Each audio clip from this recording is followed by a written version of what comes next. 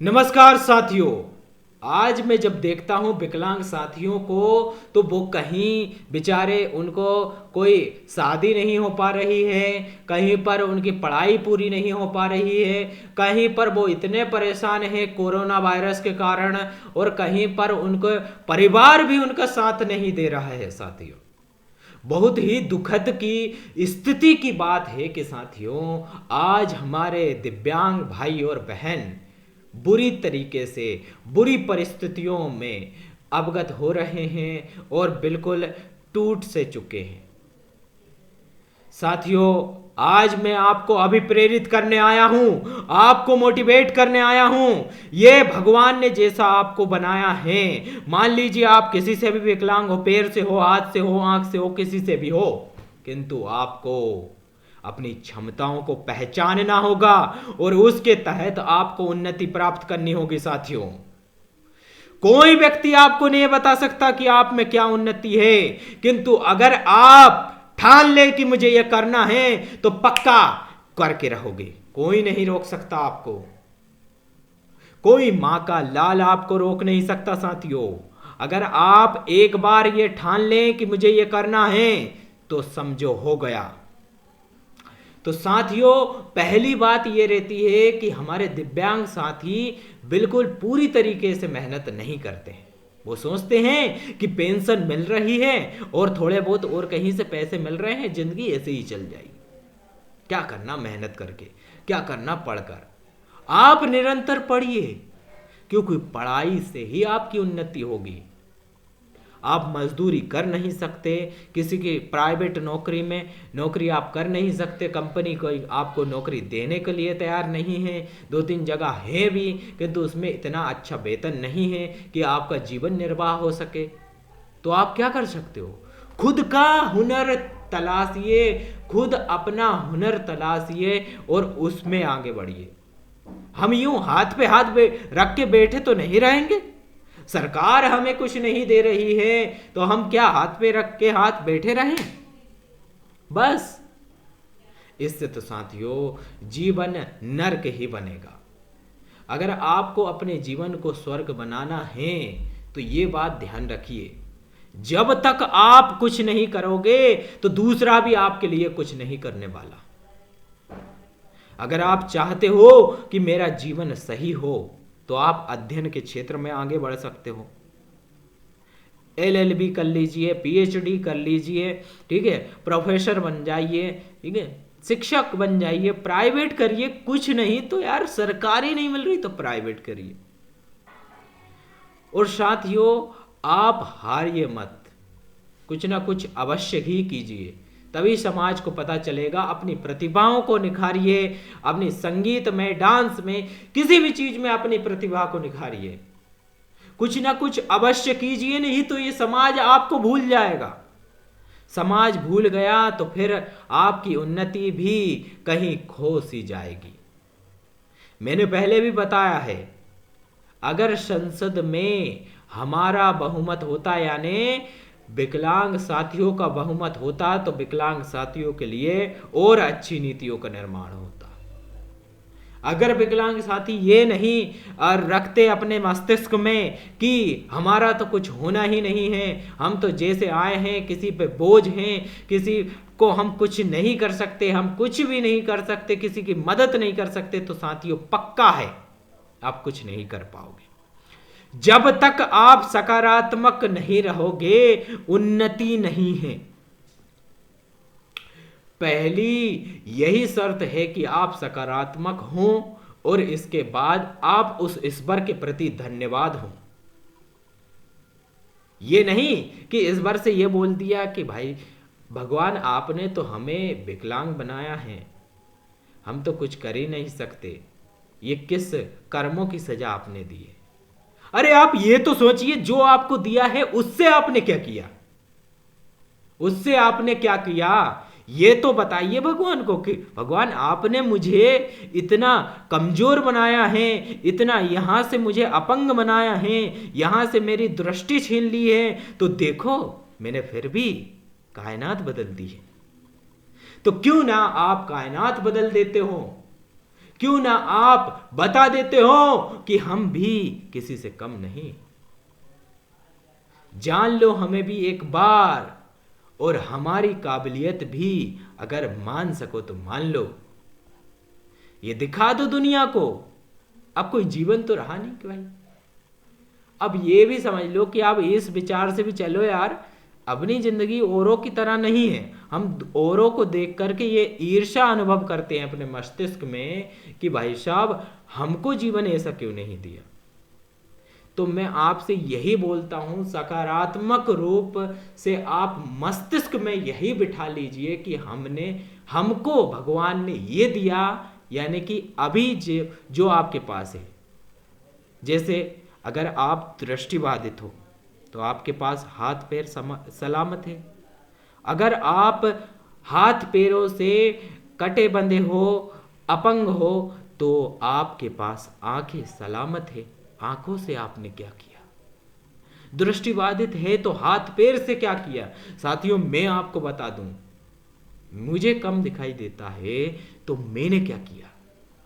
मैंने जिम किया, बॉडी बनाई।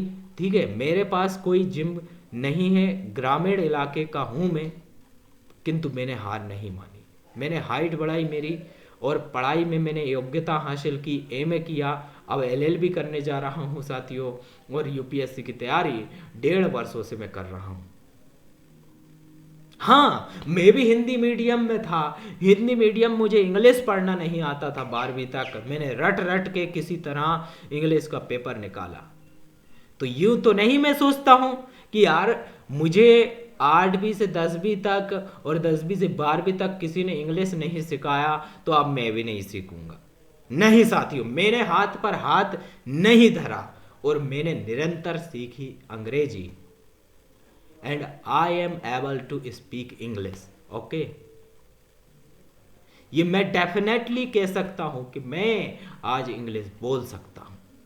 वो मेरी मना स्थिति को मैंने इतना प्रबल बनाया कि नहीं, तुझे किसी की आवश्यकता नहीं, तू अकेला ही सब पे भारी है, तू कर सकता है। और मैंने किया, अध्ययन भी किया लगातार 2 साल। 11 घंटे मैंने बुक से पढ़ाई की, 3 घंटे मैंने मोबाइल से। तो आप समझ सकते हो कि मैंने अपने मस्तिष्क को किस कदर केंद्रित कर रखा है, और जिससे मुझे जो ज्ञान मिला मैं अपने विकलांग भाइयों और बहनों को प्रेषित कर रहा हूं। अगर आपको यह नहीं लगता कि मैं अगर हाथ पैर से अपंग हूं तो मुझे अगर मैं पैर से अपंग हूं तो मुझे हाथ से कुछ काम कर लेना चाहिए, कंप्यूटर ऑपरेटर ही बन जाऊं, सॉफ्टवेयर इंजीनियर बन जाऊं।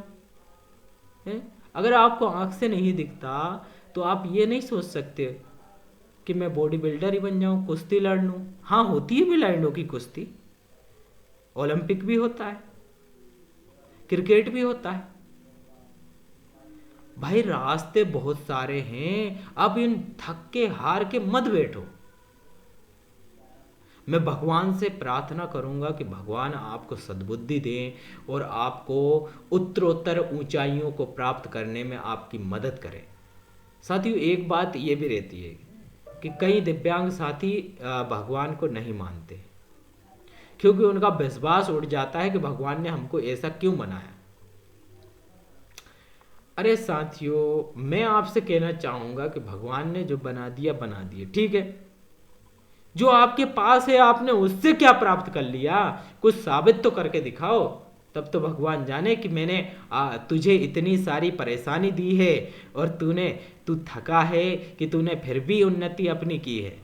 भगवान को ये तो पता चल जाए कि आप में दम है कितना, तब तो वो आपको कुछ और ज्यादा देगा। और उसको धन्यवाद दीजिए कि आपको कम से कम इतना तो बनाया। ठीक है, कई लोग पागल हैं जो पता ही नहीं है जिनको कि जिंदगी क्या होती है, रोना गाना क्या होता है। उससे तो आप अच्छे हो ना, कि नहीं हो? उससे बेशक आप अच्छे हो, एक मंद बुद्धि से आप अच्छे हो, कम से कम आपको बुद्धि तो दी है। इसकी शुक्रिया कीजिए। जो भगवान को शुक्रिया नहीं करता, भगवान उसको भी साथ नहीं देता। मुझे सभी धर्मों में मैंने देखा है, यह एक ईश्वरीय ऊर्जा या ईश्वर की आराधना है। तो आप भी उस परमात्मा के चक्कर में पड़िए, धर्म के चक्कर में नहीं। किसी भी धर्म के हो, ईश्वर एक ही होता है। तो पहली बात तो आप ईश्वर को धन्यवाद दीजिए कि आपको जो दिया वह अच्छा दिया, उसमें ही मैं आगे बढ़ के दिखाऊंगा। दूसरा, सकारात्मक रहिए। Positivity is very important for your life, क्योंकि पॉजिटिव रहने से, सकारात्मक रहने से आप ये अनुभव करोगे कि यार जिंदगी बहुत बदल रही है। ये मैंने आजमाया है। जब भी मैंने ईश्वर से ये मांगा है कि मुझे आज ये मिल जाए, तो वो अवश्य ही मिला है। चाहे 1-2 दिन लेट हो गया, पर मिला अवश्य ही। और सकारात्मक आज मैं रहा तो इतनी उन्नति कर पाया, इतना मैं पढ़ पाया, ठीक है। और मैं पढ़ रहा हूं निरंतर, और आपको भी मैं YouTube चैनल खोल पाया और आपको भी ये बता पाया। सकारात्मकता बहुत ही महत्वपूर्ण होती है। तीसरी बात मैं बताना चाहूंगा कि आप सकारात्मक तो हो, ठीक है, आप भगवान के प्रति धन्यवाद भी हो, सकारात्मक हो, भगवान के प्रति धन्यवाद हो। तीसरी बात है कि आप निरंतर योग्यताओं को अर्जित करते रहो, ठीक है। अगर आपको लगता है कि यार मैं इसमें नहीं कर पाऊंगा, तो इतने पैरेलल चलो, इतने चलो कि समानांतर इतने चलो कि भाई ये भी योग्यता अर्जित कर ली, ये भी कर ली, ये भी कर ली, अपनी योग्यताओं को बढ़ाते जाओ। फिर आपका मनोबल कभी भी नहीं टूटेगा, ठीक है ना। और ये भी कहना चाहूँगा कि अगर आपने अकेला रहना सीख लिया, तो साथियों कभी भी आपका मनोबल नहीं टूटेगा, कभी भी आप दुखी नहीं होंगे। और एक और बात, अगर आप संगीत प्रेमी हो, तो कसम से साथियों मैं कह रहा हूं कि कभी आप दुखी हो ही नहीं सकते। और दुखी होगे ना, तो आपको एक सहारा मिल जाएगा, जिससे कि आप निरंतर प्रगति कर सकते हो। संगीत एक ऐसी चीज है जो व्यक्ति को बहुत ऊंचाइयों तक पहुंचा देता है। बस ये समझने की बात है। मैं तो यही चाहूंगा कि हर दिव्यांग अपनी योग्यताओं को बढ़ाए और निरंतर ऊंचाइयों को प्राप्त करे, ठीक है ना। आपका तरीका दूसरा हो सकता है, मैंने पहले भी बताया है कि आपको कार्य करने का तरीका दूसरा हो सकता है, किंतु आप करोगे अवश्य ही। साथियों, मैं भगवान से प्रार्थना करूंगा कि आप सभी का जीवन में वो खुशियां लाए और आप जो पाना चाहते हो वो आपको दे। और ये भी कहना चाहूँगा कि भाई दिव्यांग एकता यूट्यूब चैनल जिस पर ये वीडियो अपलोड हो रहा है, उस पर करीबन 500 विकलांग साथी हमारे जुड़ चुके हैं, जिनको हम बधाई देते हैं हमारे यूट्यूब चैनल से जुड़ने के लिए। और साथ ही मैं चाहता हूँ कि देश का हर दिव्यांग इस यूट्यूब चैनल से जुड़े। मैं कई दिनों बाद इंग्लिश में भी इस वीडियो कार्यक्रम को निरंतर जारी रखूँगा, क्योंकि बहुत सारे राज्य ऐसे हैं जो कि हिंदी भाषी नहीं हैं, उनके लिए भी यह ज़रूरी हो जाता है। मेरा यह विचार है कि भाई सभी इससे जुड़ें।